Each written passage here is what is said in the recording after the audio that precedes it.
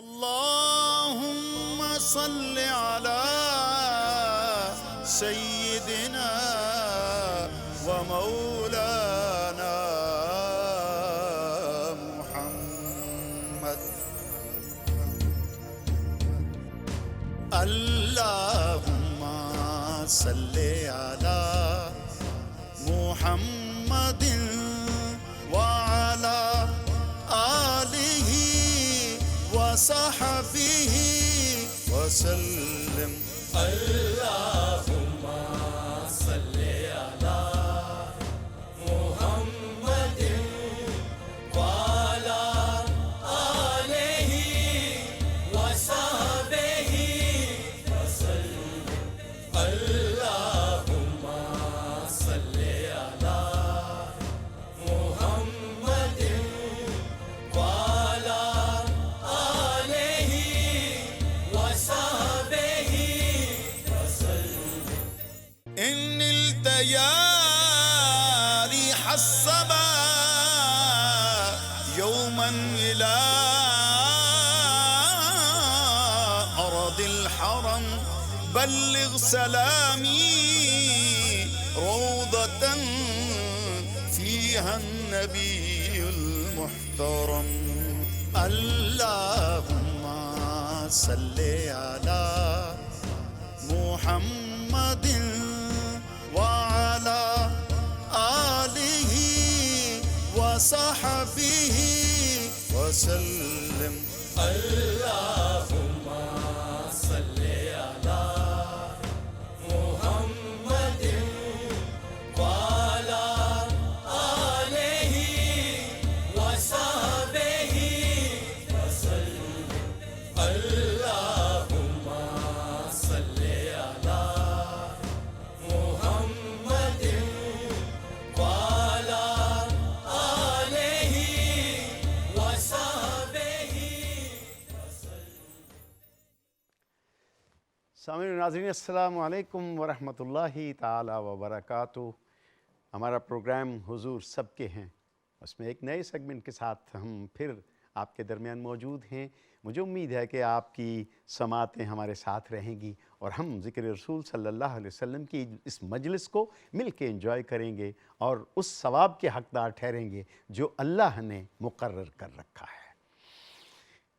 سامعین و ناظرین، ربیع الاول شریف کا یہ مہینہ برکتوں اور نعمتوں والا تو ہے ہی، لیکن یہ دن جب ہم 11 ربیع الاول کا ذکر کرتے ہیں تو اس کا مطلب ہے کہ اس سعید اور سعادت والی گھڑی، جس گھڑی میں، جس لمحے میں اللہ کے رسول صلی اللہ علیہ وسلم سیدہ آمنہ طیبہ طاہرہ سلام اللہ علیہا کے گھر پہ تشریف لائے، آپ کی ولادت ہوئی، وہ گھڑی کائنات کے لمحے قیامت تک آنے والے وقت کا جو لمحہ ہے، ان تمام کو ملا دیا جائے پھر بھی اس گھڑی کی وقت اور قیمت کے برابر کوئی نہیں پہنچتا. صدیاں قربان ہوں اس لمحے پر جس لمحے میرے اور آپ کے آقا و مولا صلی اللہ علیہ وسلم اس دنیا میں تشریف لائے، اور ان کے آنے کی وجہ سے ہم اللہ کی رحمتوں کے حقدار ٹھہرے.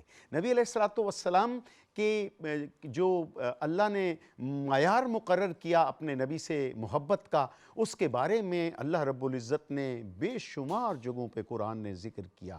اسی طرح پھر اللہ کے رسول صلی اللہ علیہ وسلم نے بتایا کہ اللہ نے جو مجھے مقام و مرتبہ دیا ہے اس کے کچھ تقاضے ہیں، وہ تقاضے پورا کرنے بہت ضروری ہیں. پھر اگر آپ اقوال صحابہ سے یا اہل بیت اطہار سے، ہمارے پاس تو 2 ہی منابع ہیں نا حضور کی سیرت کے علاوہ، یا صحابہ کرام کے اقوال ہیں یا اہل بیت اطہار کے مبارک فرمودات ہیں، جن سے ہمیں پتہ چلتا ہے کہ اللہ کے نبی صلی اللہ علیہ وسلم کی محبت ہمارے لیے کس حد تک ضروری ہے، اور اس محبت کا معیار کیا ہونا چاہیے، اس محبت کے تقاضے کیا کیا ہیں.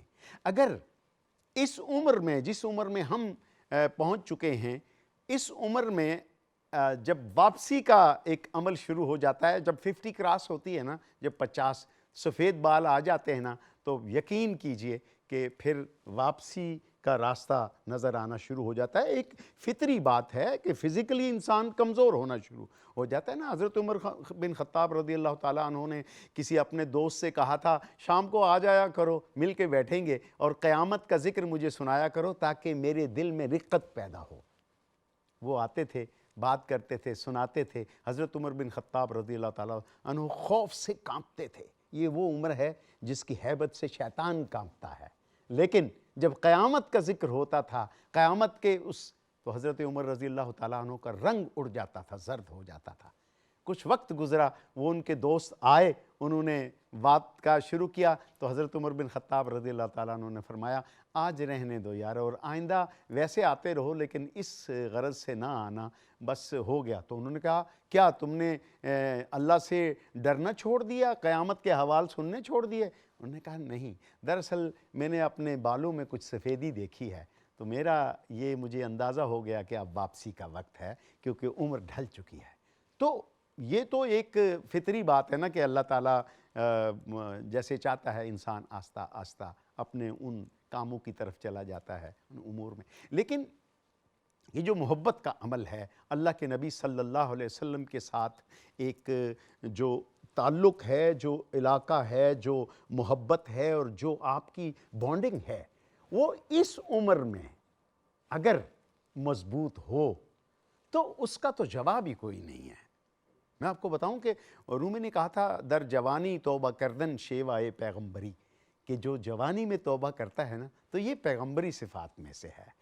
پھر عمر رسیدگی کی بات انہوں نے آگے کی، لیکن میرا مطلب کچھ اور ہے کہ اگر رسول اللہ صلی اللہ علیہ وسلم کی محبت اپنے سینوں میں، اپنے دلوں میں اس کی شمع روشن کر لی جائے نا تو آپ کی جوانیاں بھی محفوظ ہیں، آپ کا مستقبل بھی محفوظ ہے، آپ ایک اچھے اور خوبصورت انسان اور اچھے دل والے فرد کی حیثیت سے دنیا میں جئیں گے۔ اور یہ کوئی عام بات نہیں ہے بلکہ حکم ربی ہے۔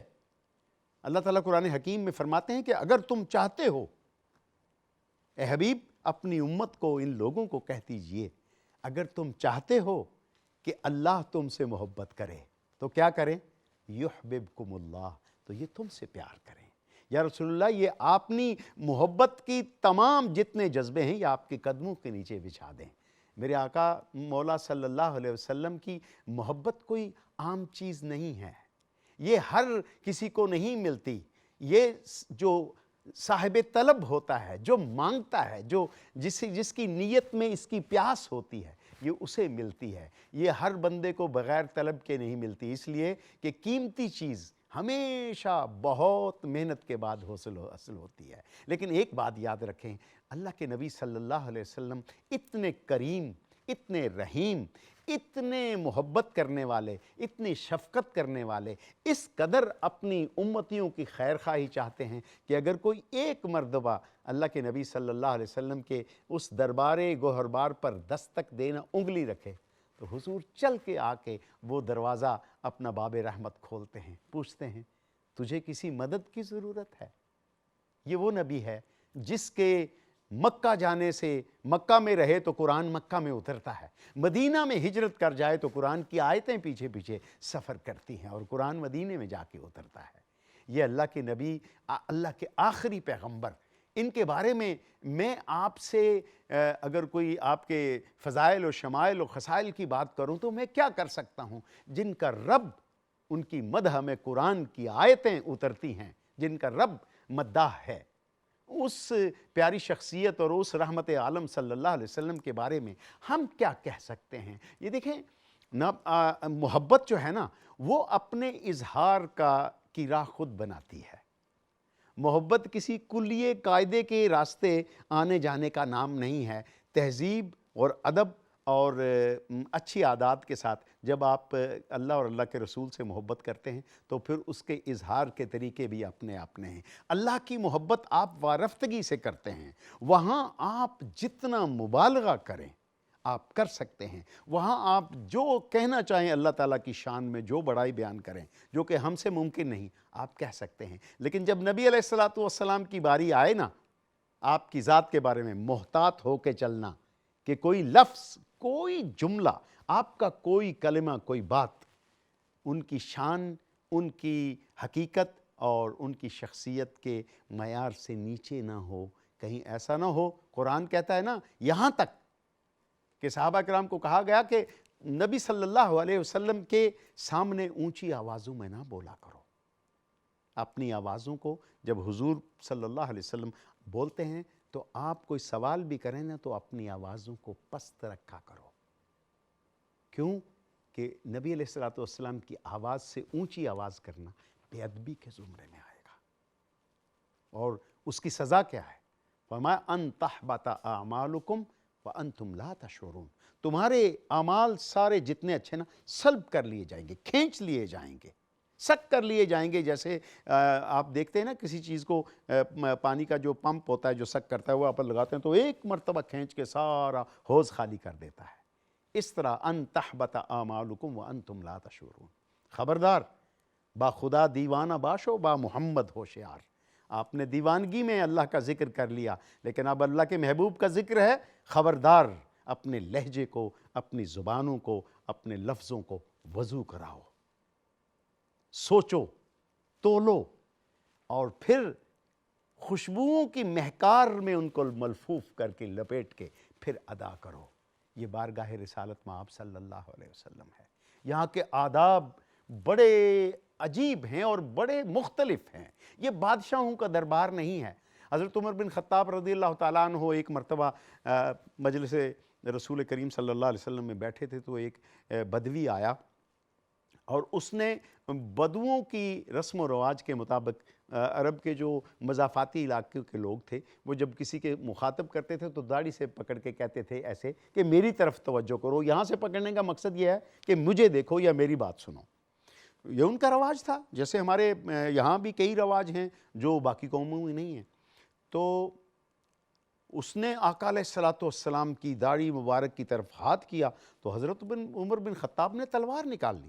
انہوں نے کہا خبردار، اپنا یہ گندا ہاتھ میرے نبی علیہ السلام کی اس مبارک متبرک ریش مبارک کی طرف نہ کرنا. یہ دنیا کے کسی اور بادشاہ کا یا سردار کا دربار نہیں ہے، یہ اللہ کے محبوب کا دربار ہے. یہاں کے تقاضے اور ہیں، یہاں کے آداب اور ہیں، یہاں پیچھے رہ کے بات کر. نبی علیہ السلام نے فرمایا نہیں، یہ ان کے رسم و رواج کے مطابق بات کر رہا ہے، عمر اسے درگزر کر دو. یہ وہ ہیں محبت کے طریقے جو صحابہ کے طرف سے. آج ہم یہ سمجھتے ہیں کہ صرف تعزیرات کو پڑھ کے، صرف ہم مسائل کو پڑھ کے اور اپنی عبادات کو، نوافل کو، نماز، یہ بڑی اچھی چیزیں ہیں، بہت ضروری ہیں، لیکن وہ تو نماز پڑھنا تو آپ کے اوپر فرض ہے نا، اس سے تو آپ کو مفر ہے ہی نہیں ہے، آپ تو اسے چھوڑ نہیں سکتے. لیکن اس کے علاوہ جو اعمال پسند ہیں ان میں نبی علیہ السلام پر درود پڑھنا سب سے افضل عبادت ہے. ان اللہ و ملائکتہ یصلون علی النبی یا ایہا الذین آمنوا صلوا علیہ وسلموا تسلیما. کہ تحقیق اللہ اور اس کے فرشتے نبی کریم صلی اللہ علیہ وسلم پر درود و سلام بھیجتے ہیں. اے ایمان والو، تم بھی اپنے نبی پر درود و سلام. اب اللہ جو عمل میرا رب کرتا ہے وہ سب سے افضل ہے. اللہ کے کسی بات سے کسی کی بات افضل ہے نہیں.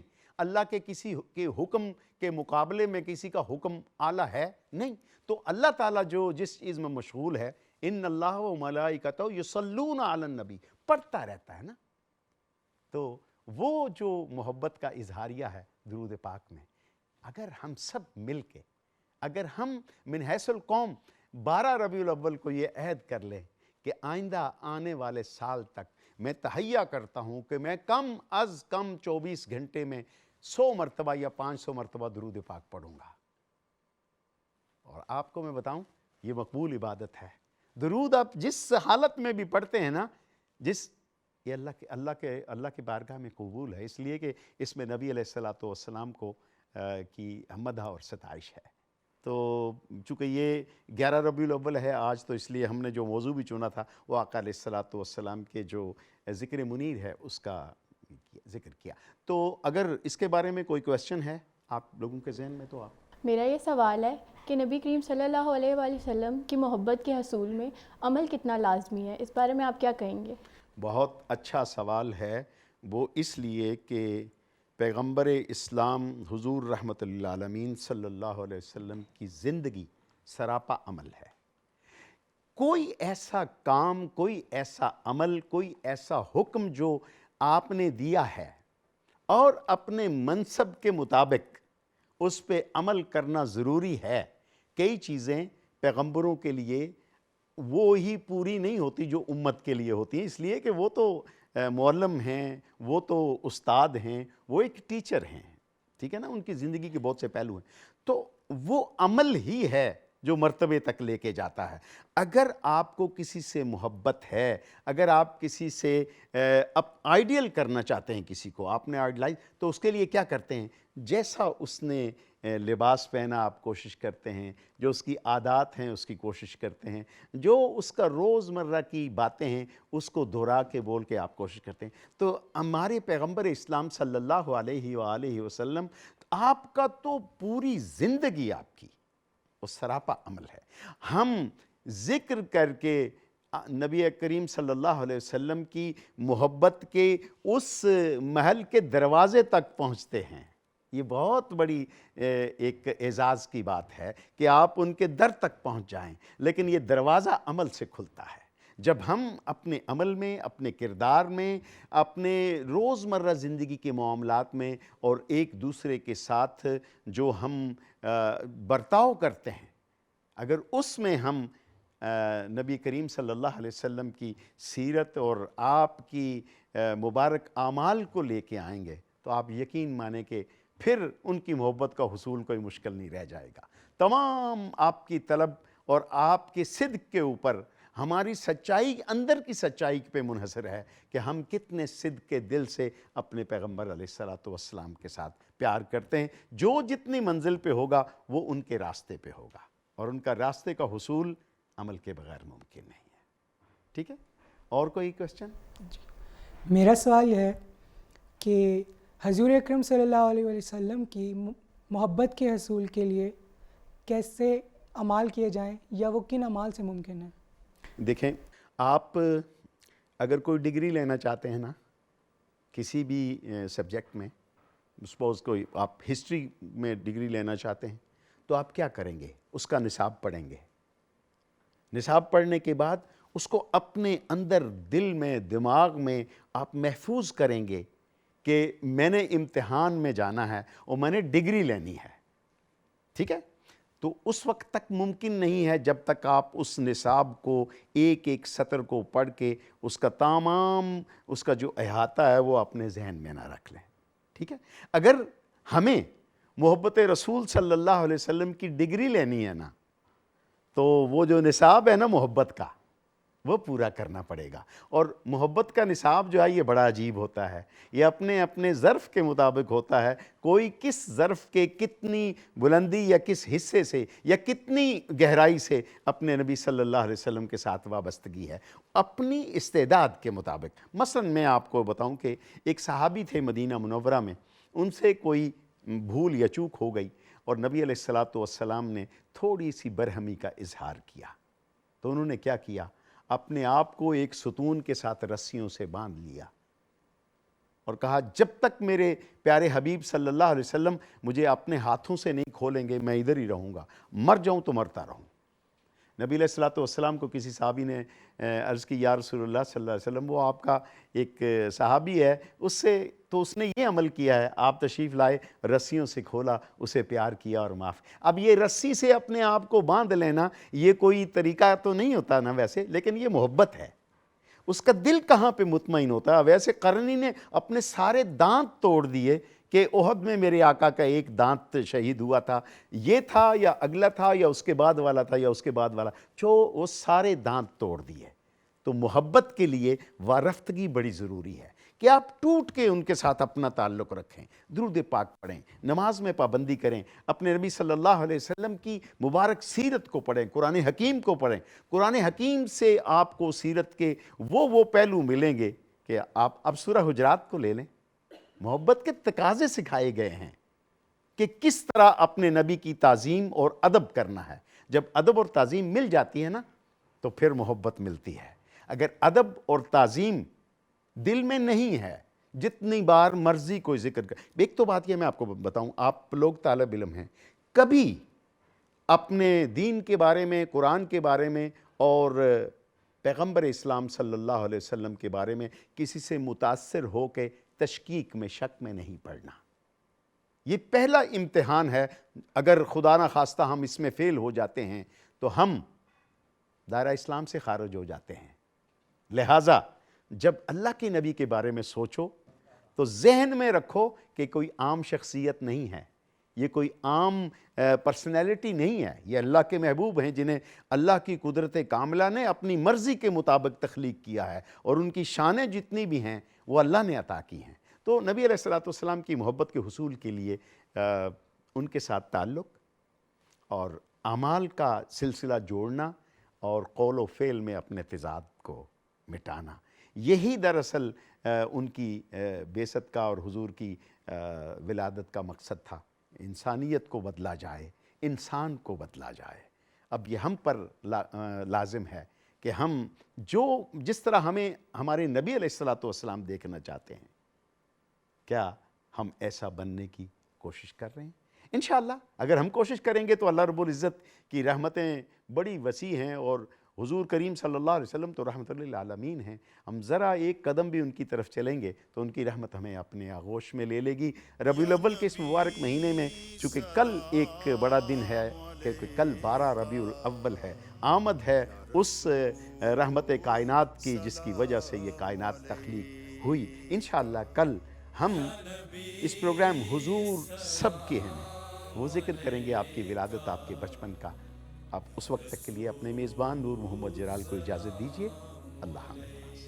یا نبی سلام علیکہ، یا رسول سلام علیکہ، یا نبی سلام علیکہ، یا رسول سلام علیکہ، صلوات اللہ علیکہ، صلوات اللہ علیکہ، یا حبیب سلام علیکہ،